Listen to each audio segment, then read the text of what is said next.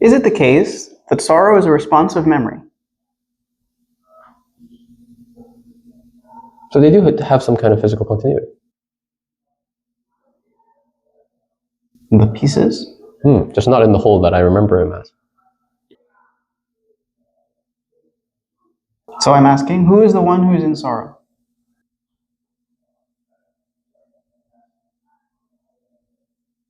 Is the one who is in sorrow different from the sorrow itself?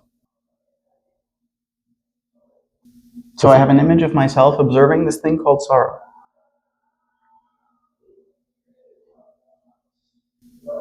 I have conclusions about the death of my son.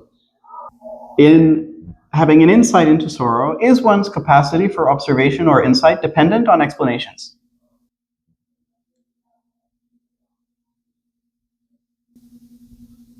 I rejected the question so wholeheartedly, I forgot what the question was. Is my inquiry into sorrow dependent on the explanations that have been provided? I see, but it might be if you want to pursue its depth in this direction. But you might not, the depth of sorrow might be omnidirectional. Going into this question of sorrow, can I be completely alone? I thought that today we could talk over the question of sorrow.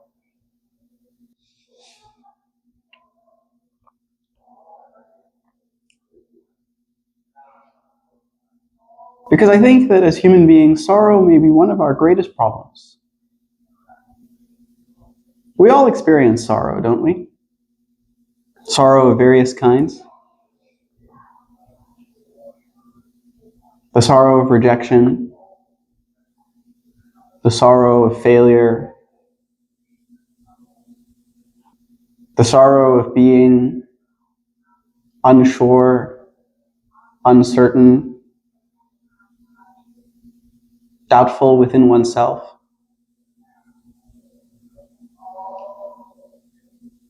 The sorrow of being disinterested or being interested when the other is not. And most ultimately, of course, there's the sorrow of death.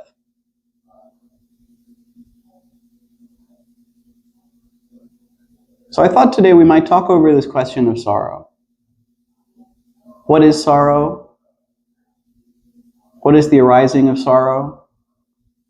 And in going into this question of sorrow, to find out whether there's an end to it. Oh, that's interesting. Are you saying if one is interested in the face of disinterest, there may be sorrow? Mm-hmm. That's interesting.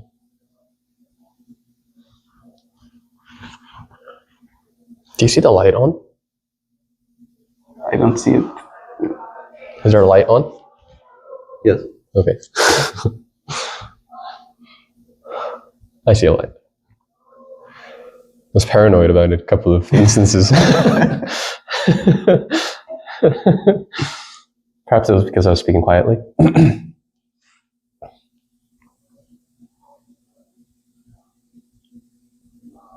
So we all experience sorrow, supposedly. And one might find it a problem. And you've listed various kinds of sorrow. I see. We might want to do something about it. Oh dear. We don't want sorrow. Perhaps. What do we want? Perhaps we don't want sorrow. Okay. Why? Feels bad?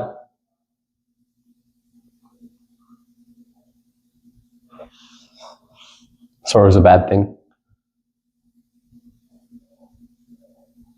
Makes me feel yucky.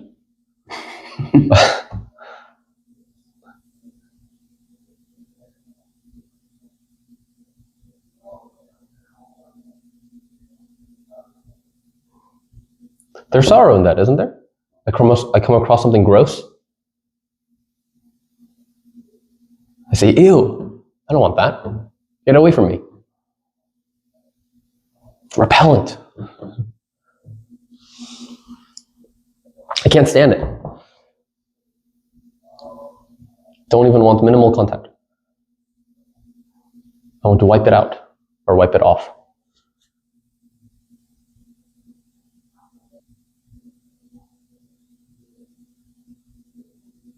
Not to say why we should end sorrow, but just to go into this question of sorrow, its nature and structure, and going into this question of sorrow,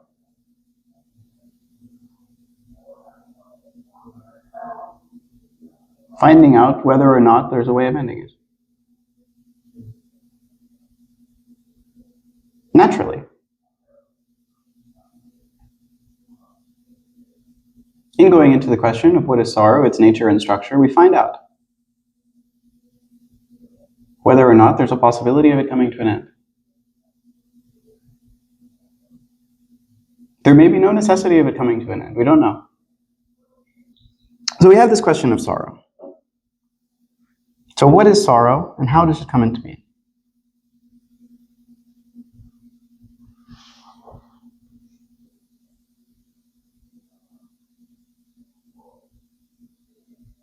Is it the case that sorrow is a responsive memory?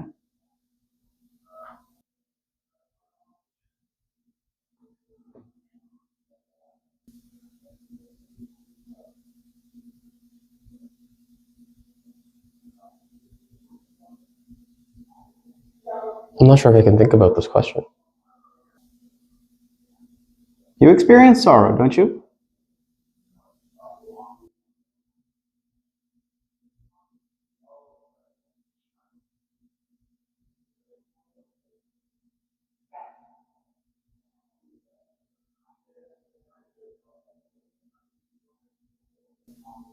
There's sorrow. What is the structure of this experience?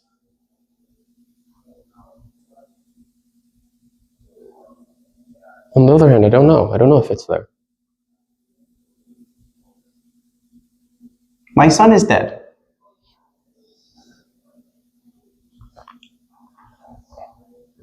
But the whole memory of him is operating within me. The memory of his character, his likes, his dislikes, his interests, his aims, his aspirations. I have the memory of our relationship, the training and education we've undergone together.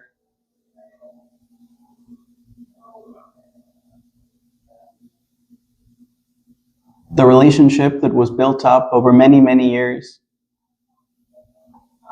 The sense of aesthetic sensitivity I've instilled into him. The whole memory of that person is operating within me. But the actual fact is, my son is dead. That relationship, in the form it existed, will never exist again.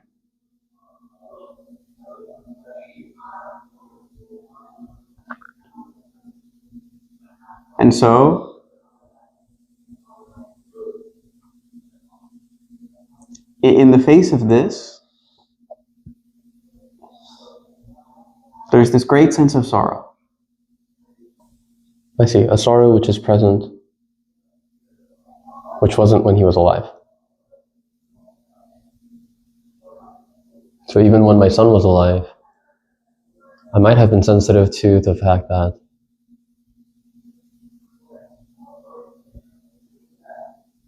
the relationship as it was won't be in the same form ever again. But now that he's dead, something's changed. Something which I valued, treasured, cultivated, found significance in. Something which has had meaning to me has come to pass, is gone.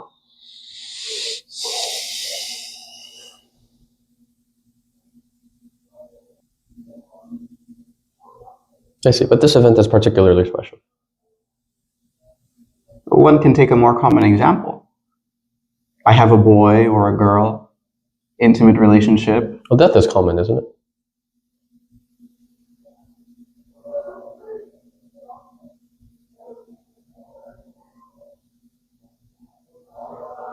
more or less.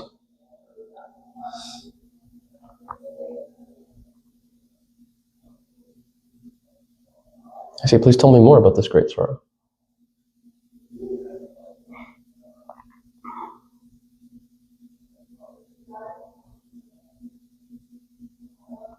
Is the sorrow I feel over my son's death, over failure, over rejection, whatever it is the sorrow I feel a response of memory?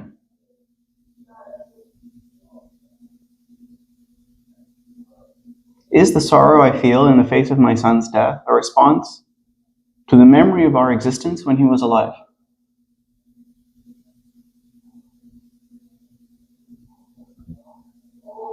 Great sense of loss, not only in the present relationship, but in any developments that relationship may have had in the future. If the sense is that something that was there is no longer there, then I think it probably is a response of memory.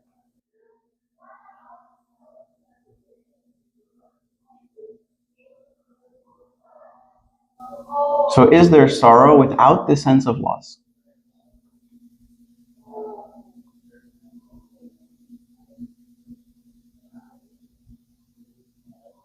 So sorrow is a response of memory. Memory in what has been, or memory in the aspirations, plans, hopes of what was to come. I see. Perhaps there's sorrow in the death of my son, if I understand death to be the loss of a memory. Happens over time. What happens over time? The loss of memory.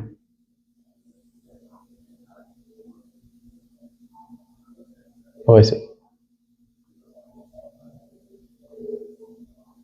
So there might be sorrow in the loss of memory over time. Mm-hmm.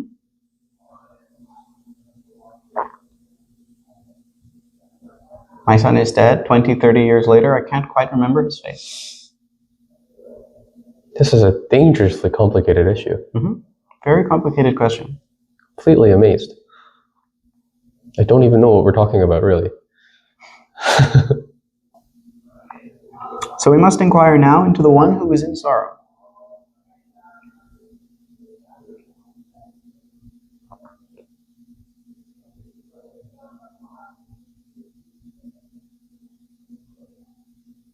I've lost my son.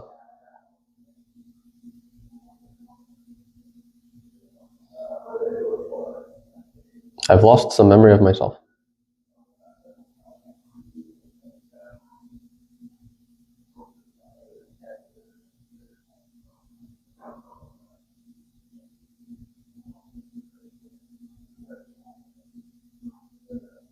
Well, I don't know if I've lost it. I still have the memory. Mm-hmm. What have I lost? That relationship, in the form in which it existed, can never exist again.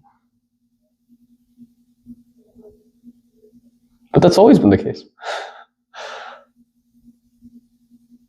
But my son, I can never see him.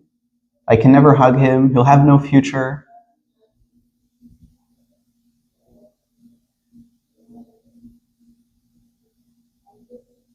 You're seeing him and hugging him and him having a future was never dependent on you recognizing these things in the first place. But now the whole possibility of that is gone. How do you know? He's dead.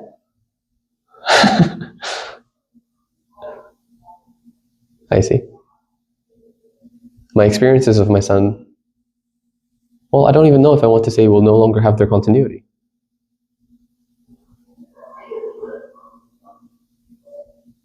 Like they will no longer have their continuity in the way that they did before, but that was always the case. No, please, sir. My son will never have children. My son will never get married.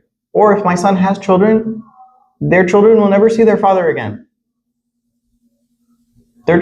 His children will not grow up knowing what it is to have a father.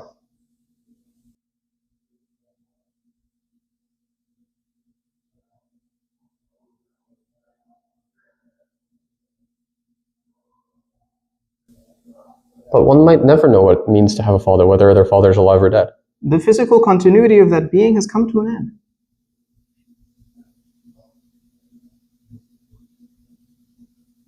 Is that so?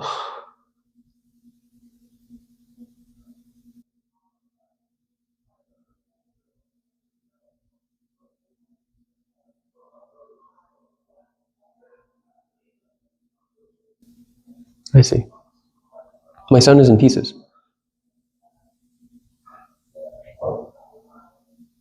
Physically.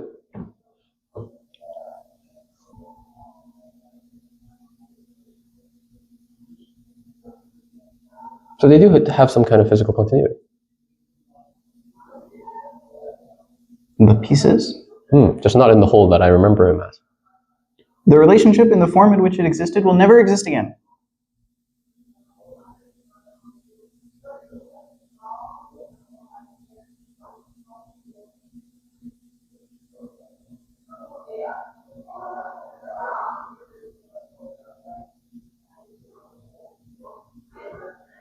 And there's sorrow in this.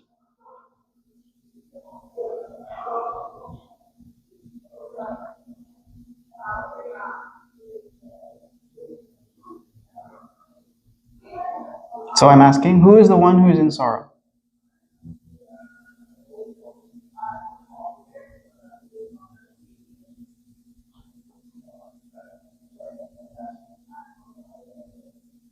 Is the one who is in sorrow different from the sorrow itself?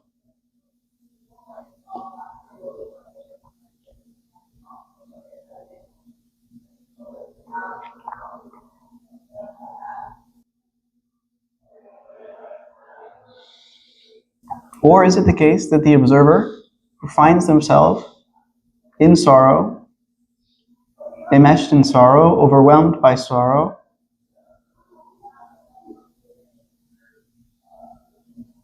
is also a responsive memory? Because my memories, my experiences, my knowledge, what I value, what I treasure, all of that is me. So I have an image of myself observing this thing called sorrow.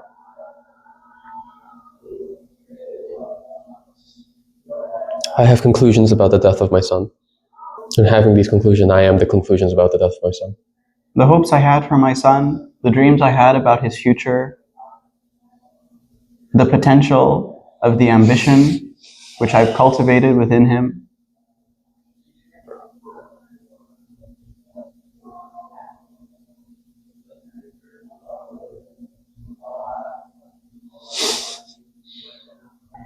so I have... It was quite funny when you said, in the pieces?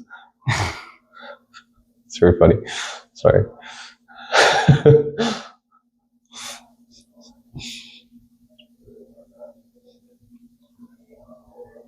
What a madman. Who? The one who suggests that there's continuity in the pieces. Oh. It's a crazy person. Well, yes. Could you imagine consoling a grieving father? No, your son has physical continuity in the pieces. In the pieces. The matter is not destroyed. I would applaud the father for asking, in the pieces? Yeah. Like he's actually asking the question. But perhaps they meant it rhetorically. So I have an image of myself as an observer, observing sorrow. But the observer is put together by the past.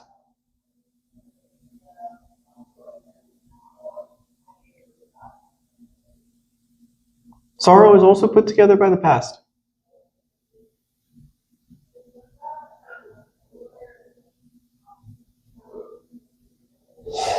Thought,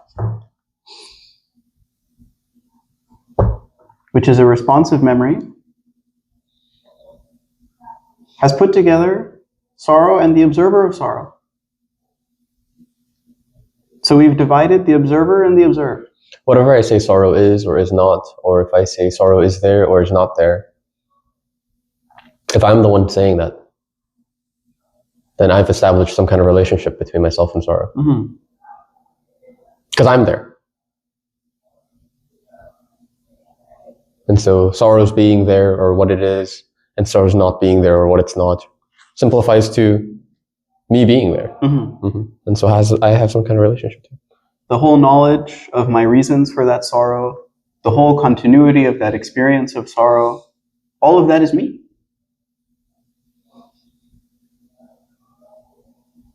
So I am that thing. Sorrow is not different from me. Actually, the fact is, I am sorrow. So the observer is not different from the observed.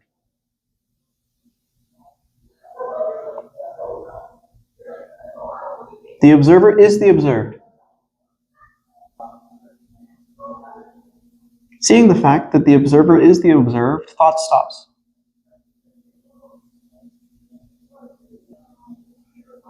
Thought, which is the movement of time, the past modifying itself as the present, no longer extends itself into the future. If the movement of psychological time extends itself into the future, there's a division between a present observer and the projected future, We need to plan which is observed. It's quite a different thing. But yes. Oh, you think so?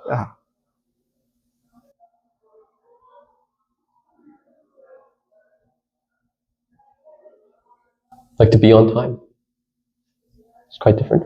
But to be on time, I don't tell myself I'm going to be on time.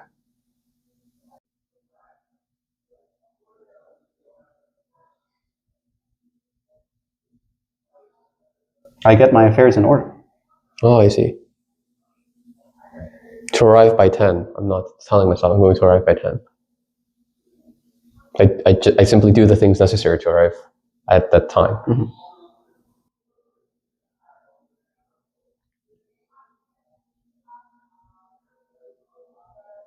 And you might arrive a little bit past them.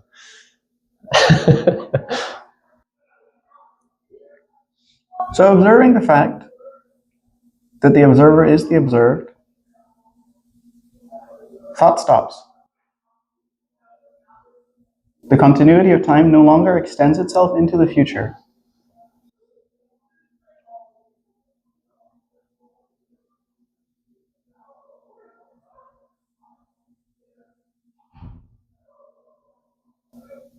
And so, as thought stops, it comes to an end.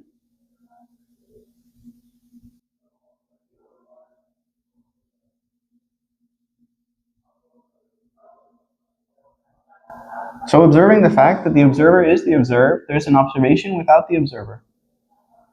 I see. In that there may be the ending of sorrow. No longer me and sorrow, but just sorrow. And observing sorrow thusly, with no movement of thought, no movement of escape, in that very observation, there's an ending of sorrow. So is it the case that sorrow is the movement of psychological time?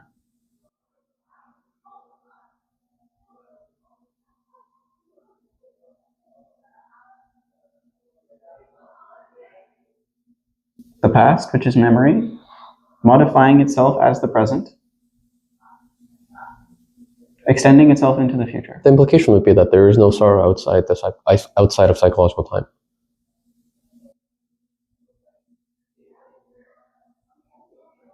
Yes.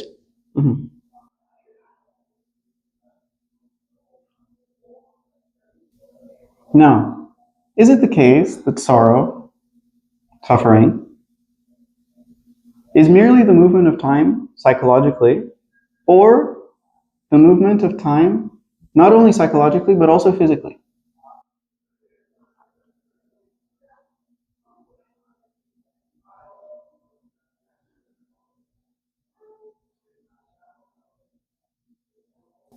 Sorrow is not merely some form of intellectual abstraction. There's a physical presence to that thing. We've said that all time is now, psychologically. But all time is now, not only psychologically, but also physically. Like that memory which is being responded to is like in the brain. Yeah. There is a physical continuity. In the pieces. In the memory. Well, like considered as a whole. Yeah. It's just So all time is now, not only psychologically, but also physically. yes. We've come here today, certain time. I was late today. That's the context. Scheduling conflicts, none. We stay together for about an hour, and then we will leave. I see. Even though I'm not telling myself that I'll be here for about an hour. Mm-hmm. Yeah. I'm waiting for a bus or a train, arrive certain time, then after a certain amount of time, I arrive at my destination. Mm-hmm. So all time is now. Mm. Sorrow, suffering is that movement of time, not only psychologically, but also physically. Yes. There's not only my so-called personal sorrow, but also there's the great sorrow of mankind. What is this, like a collective sorrow? What do you mean? What is great about it, that is? The sorrow of war. Millions and millions of human beings killed in war. Sons, brothers, fathers. The immense sorrow of the calamity of that thing called war.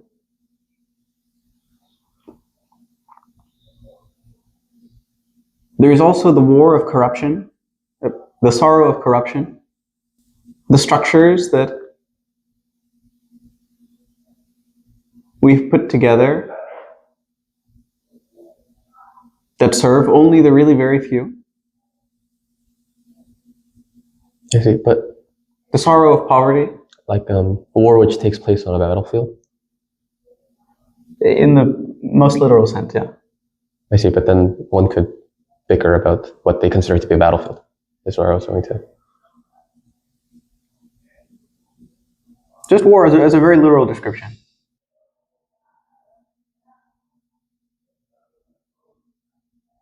Men killing each other in large numbers. Very directly.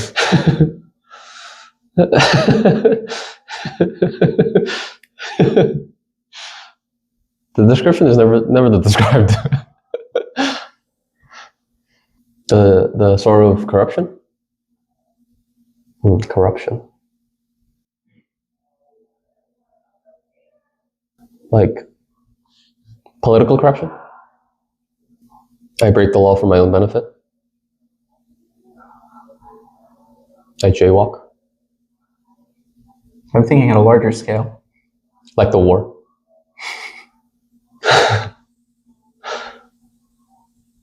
Corruption, politicians stealing Yes. millions of dollars. The sorrow of poverty. Insecurity about basic necessities.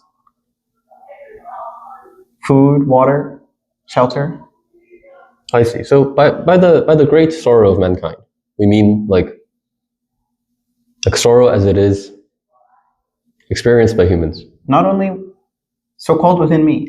Yes. Like sorrow as it stands, as it is experienced by humans, by mankind. The sorrow that has been built up over thousands, if not millions of years. Like humanity's corruption, humanity's war, which is my war, which is my corruption. I'm part of the same movement. In my jaywalking.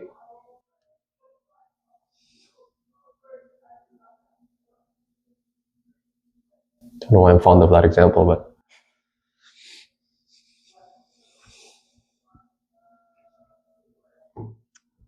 so there's not only my so-called personal sorrow, but also the great sorrow of mankind.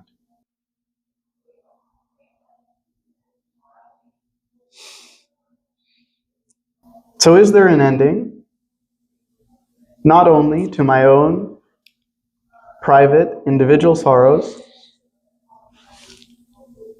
but also to the great sorrow of mankind?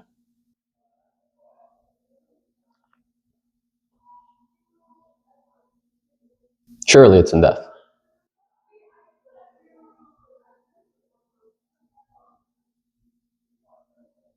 The ending of anything surely must be in death. Death, which is the ending of our consciousness with its continuity. Yes.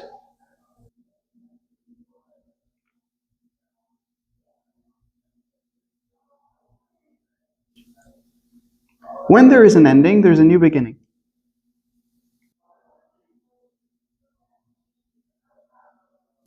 With that new beginning is love.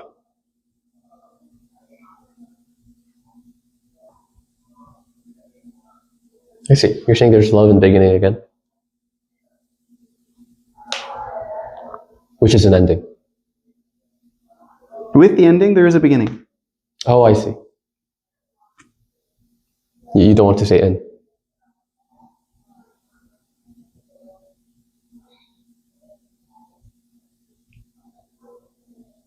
Beginning is not a reward for ending. It'd be strange to say that one is in the other. With has a parallel kind of connotation or denotation. They're beside. Beginning is not something promised to you in ending.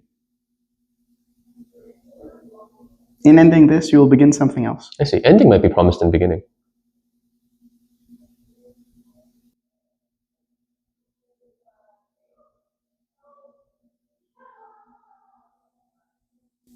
Beginning is not something promised. For there to be a new beginning, there must be an ending. I see. To begin again, yes.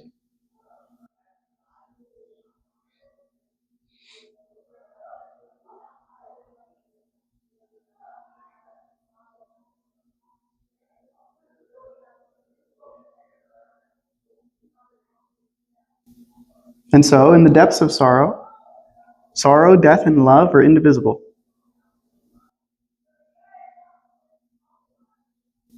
I see. Would you also say heights?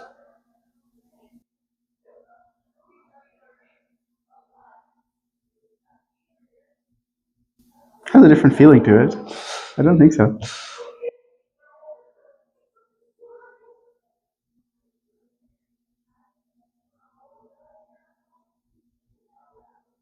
In the depths of sorrow, love, death, and sorrow indivisible? If there's love in new beginning, haven't you divided new beginning and ending?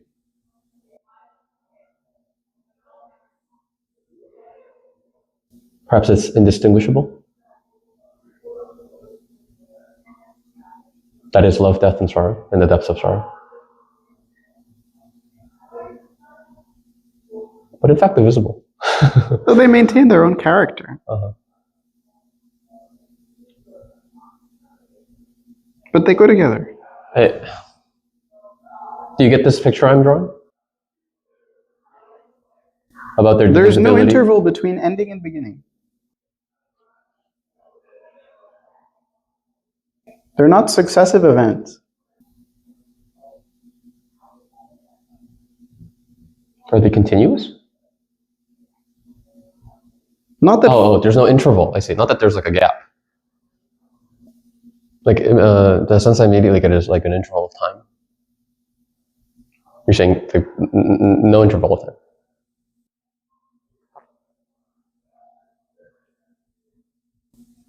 Like, is there space between them?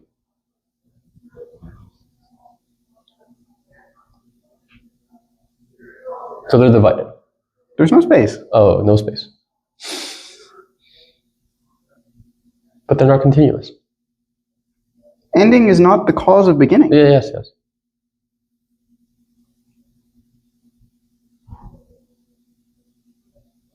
Ending does not precede beginning.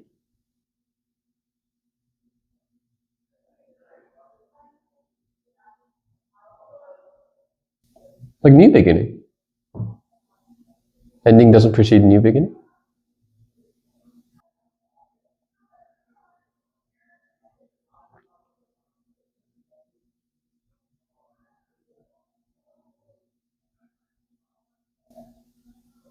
I wonder if I've gone into this too technically. I understand the indivisibility between beginning and ending, but we added this new qualifier.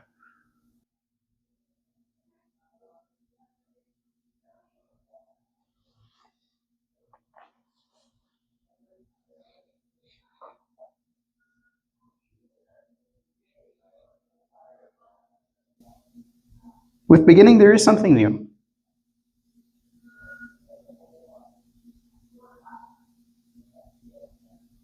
That is to say, with ending, there must be something new as well.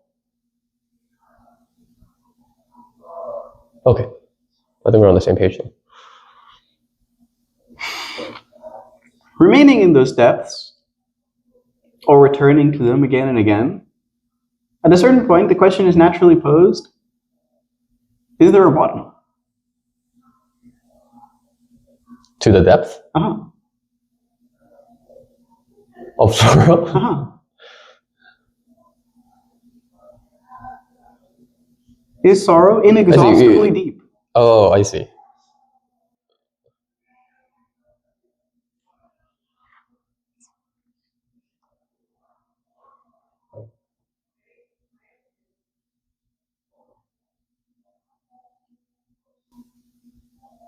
I see, like,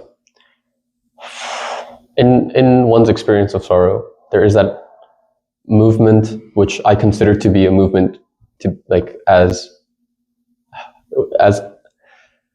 in the experience of sorrow, there is that movement which I consider to be movement in the direction of deeper. And the question is, like, how far can this movement go?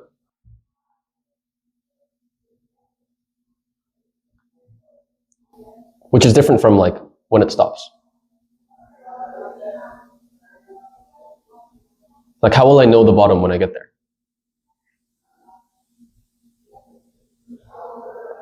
Like, this is like, will I say it's the bottom when it's the most this movement has ever exhausted itself? Mm-hmm. Or will I say it's the bottom when, oh, I see, I worded it poorly. Is there a greatest depth?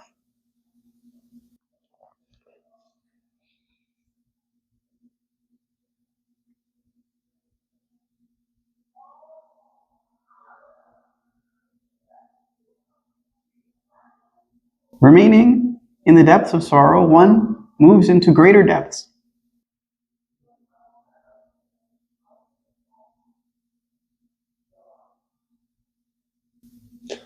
At some point, I think you lose a sense of depth, but because remaining in the depth of sorrow, you no longer have a sense that this is the depth of sorrow. It just becomes the shallow point, or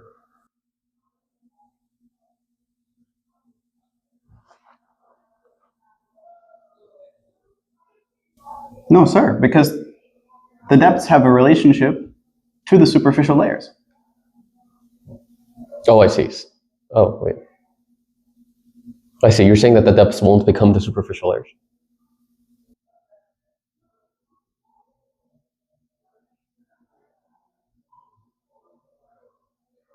In the depths of sorrow, one... I see, like, is there a difference between the bottom and the top?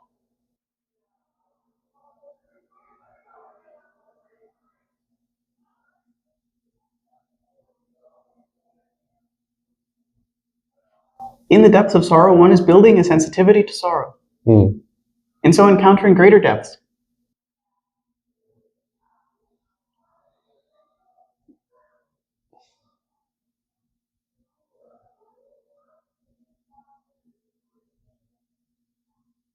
I don't know what this means anymore, but that whole vast stream of sorrow is being revealed.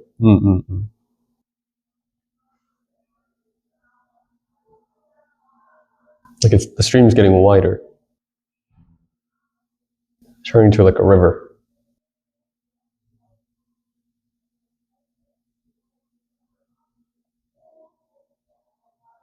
Pardon my imagery. One is becoming more and more aware, yes. more and more sensitive. Yes. To the depths of sorrow. Oh dear. Like its greatness. Magnitude? Could put it like this. Depth has a downward orientation. It's a bit technical. Yeah. But you could say magnitude. Okay. Intensity is the way I would have first thought of depth, of sorrow. Its intensity. Look at how deep the sorrow is.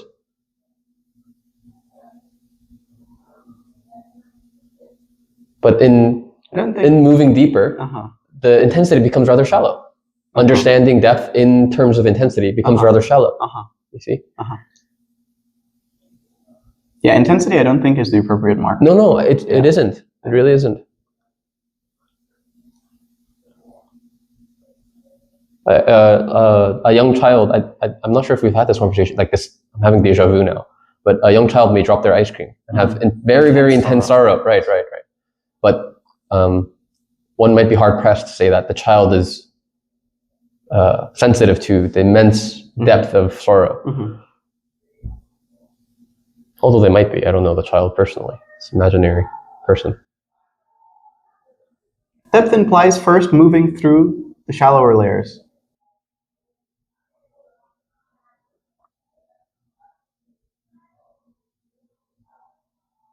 Yes.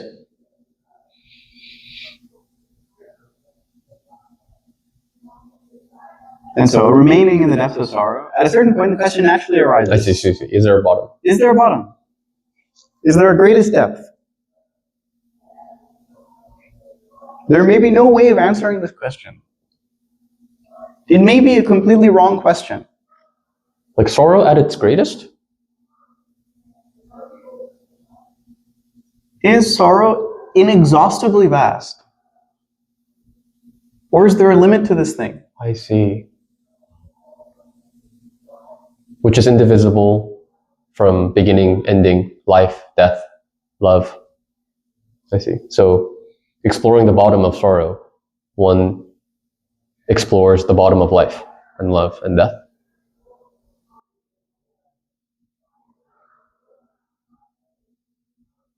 In terms of depth, that is, when I say bottom. Exploring the depths of sorrow, one explores the depths of love and death, but there may be depths to love and death beyond sorrow. I don't know. Well, yes, of course we don't know, because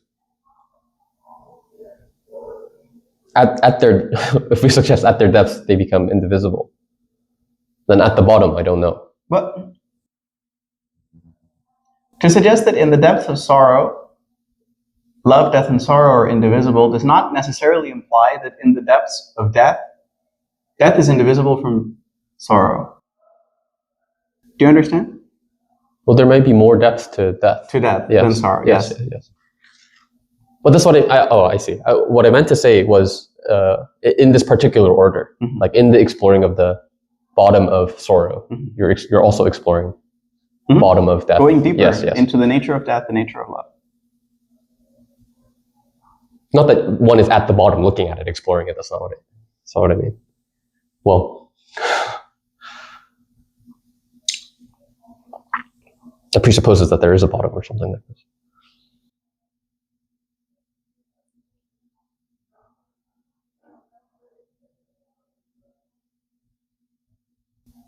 I see. Like death might be greater than sorrow.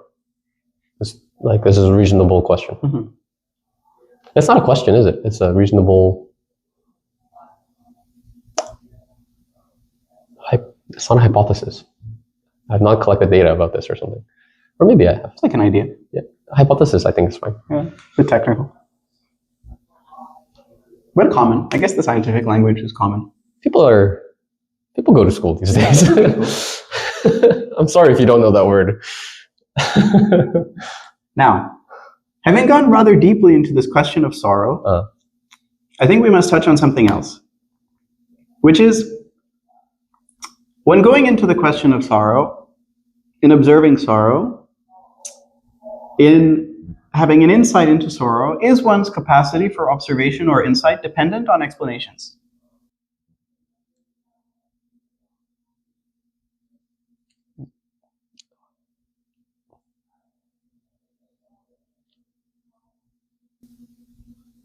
I rejected the question so wholeheartedly, I forgot what the question was. Is that when going into the question of sorrow? Yes, when going into the question of sorrow. Am I merely listening to what the speaker is saying, using his descriptions in order to observe sorrow, and then leaving the question there?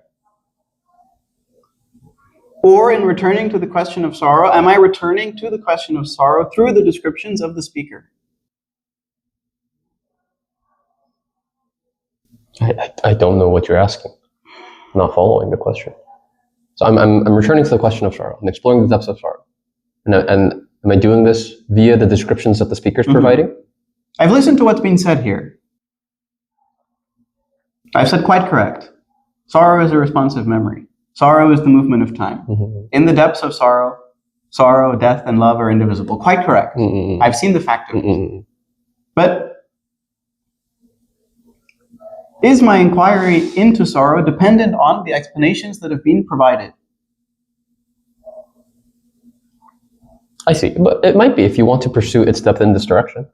But you might not. The depth of sorrow might be omnidirectional. This is what I'm saying. Yes. Sorrow is a terribly complicated question. Yes. One can go into this question of sorrow, suffering, pain, the relationship between these three terms, to what degree they are distinct. One can go into this question from 10 different directions.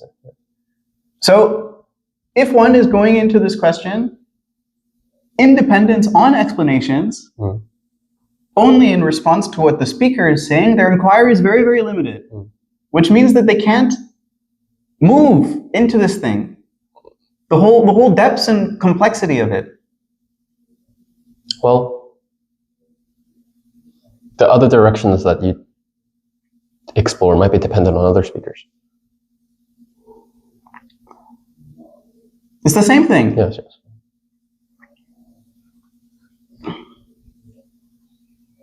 If I really want to go into this question of sorrow, if I really want to find out whether it is possible to live a life in which there's no suffering, which there may not be, if I want to find out if there is such a way of living, my inquiry into this question cannot be dependent on anyone. I can't go into this question of suffering based on what the Buddha has said, what Jesus has said, what I've been thinking together over with my friends. Inquiry can't merely take place when one is thinking together.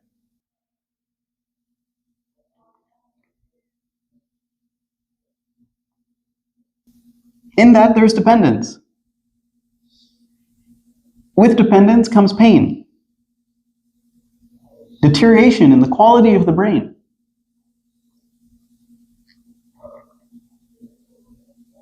So in a way, perhaps more important than anything else that has been discussed here today, going into this question of sorrow, can I be completely alone? Can one be... I see, but also not alone in the typical sense. We think of aloneness in terms of isolation. We think of loneliness, we think of aloneness as loneliness. But to be alone does not mean to be isolated. Alone means, etymologically, the meaning of that word, all one.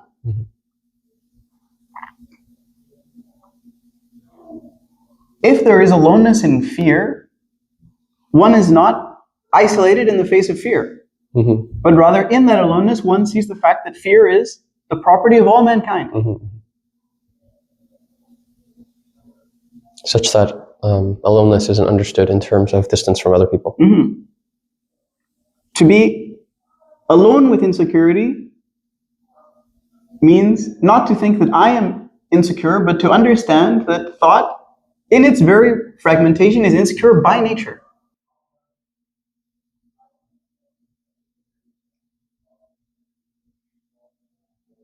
So again, that insecurity is common to all. So can one be completely alone in the face of sorrow? Can one live their daily life totally alone in the midst of sorrow?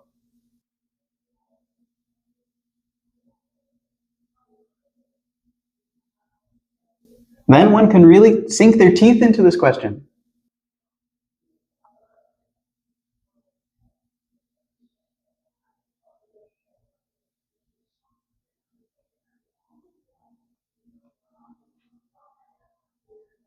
I think we better leave it there.